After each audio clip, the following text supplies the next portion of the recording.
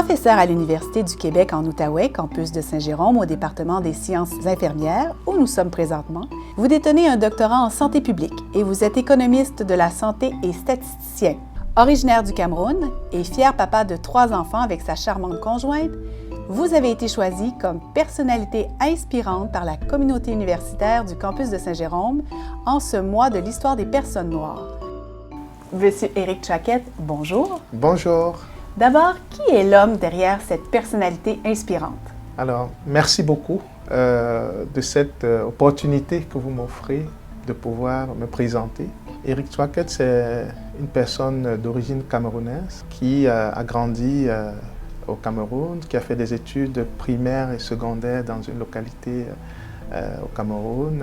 Et j'ai eu la chance d'avoir une bourse pour aller continuer mes études en Master 2 en économie et management des services de santé à l'Université Paris-Dauphine en France. Puis, j'ai obtenu encore une bourse pour arriver, pour faire mes études en santé publique, un doctorat en santé publique à l'Université de Montréal. J'ai fait aussi un stage postdoctoral en économie de la santé et en économie de tout ce qui est intervention infirmière. J'ai eu la chance quand même de rencontrer des bonnes personnes, de m'entourer aussi des bonnes personnes. Et peut-être c'est pour ça que j'ai été choisi comme personnalité inspirante, parce que ces dernières années quand même, avec mon équipe de travail, mon équipe de recherche, que je les remercie effectivement, on a eu à publier quand même presque une 50aine d'articles ces 5 dernières années.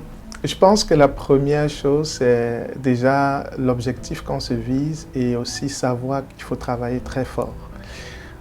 Au niveau, j'ai eu la chance, je peux dire toujours, par mes parents qui étaient des enseignants aussi, d'avoir cette matière. Et moi, je suis enseignant aussi, donc, comme mes parents. Moi, je suis enseignant au niveau universitaire. Ma maman était enseignante au niveau primaire, le papa au niveau secondaire. Donc, ma sœur aussi enseignante. Mais ce n'est pas seulement au niveau, je pense que cette force de motivation, ce n'est pas seulement au niveau du travail, mais c'est aussi au niveau des activités autres, je peux dire autres que l'université. Je suis quelqu'un qui pratique beaucoup de sport, notamment le soccer et la course à pied. J'ai eu la chance actuellement, je pratique encore du soccer, je joue. J'aime danser aussi, donc j'essaie de faire autre chose qui permet de m'évader et ça permet en même temps d'avoir plus de force, plus d'énergie pour pouvoir me focusser lorsque je suis au niveau du travail.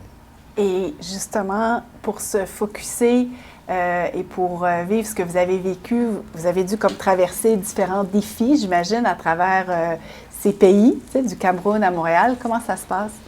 Ah, bien évidemment, il y a plusieurs défis. Lorsqu'on sort d'une petite localité au Cameroun, Bafan, et qu'on arrive jusqu'à Montréal, jusqu'au Canada, il y a beaucoup de chocs.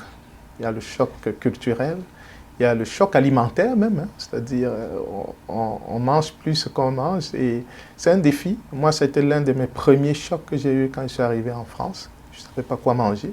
Il y a, comme je disais, au niveau des valeurs, de la culture, ce n'est pas la même chose. On est en perpétuelle adaptation. J'ai dû, quand je suis arrivé à Montréal, oui, j'avais une bourse, mais ça ne me permettait pas de joindre les deux bouts. Donc, j'ai dû travailler, faire des petits boulots, parfois accepter, être plus humble pour pouvoir faire autre chose. Mais le plus important, c'est d'avoir un objectif et d'être bien entouré et d'essayer d'avoir des bonnes personnes avec qui on travaille, des modèles aussi d'amis ou de personnes inspirantes aussi autour de nous, qu'on suit, et avoir une bonne famille aussi, donc essayer de trouver sa source d'inspiration au niveau de sa famille, des personnes qui sont proches des enfants. Je pense que tout le monde contribue un peu. Et que représentent les activités entourant le mois sur l'histoire des personnes noires pour vous? Pour moi, c'est quelque chose de fondamental dans le sens où ça permet de montrer que les Noirs ou les personnes noires font des choses pour contribuer à la construction de la communauté, tant au niveau, je vais dire, au niveau communautaire qu'au niveau universitaire dans lequel je suis, mais même aussi au niveau du sport, bref, à tous les niveaux. La vie des Noirs compte. La vie en tant que vie. La vie en tant que ce que le Noir dit. Pour moi, le mois de l'histoire des Noirs, c'est quelque chose de merveilleux. Et Luco, par exemple, à travers sa mosaïque l'année dernière, l'a symbolisé. Et aussi à travers la présentation des personnalités inspirantes, ça permet aussi de donner plus de force et de dynamisme à d'autres personnes pour savoir qu'ils peuvent atteindre les objectifs lorsqu'ils se sont fixés. En ce mois bien spécial, quel serait votre souhait? L'acceptation de l'autre. L'inclusion, parce que souvent on parle d'équité, diversité, inclusion, ça devient comme un slogan, mais il faut le mettre en pratique, tant au niveau le plus bas qu'au niveau le plus élevé. Je pense qu'il faut s'accepter d'abord soi-même en tant que personne de race noire, s'assumer, ça c'est fondamental, mais aussi il faut que les autres puissent aussi savoir que c'est une personne, que nous sommes tous pareils, donc il y a une certaine inclusion, tout le monde peut contribuer.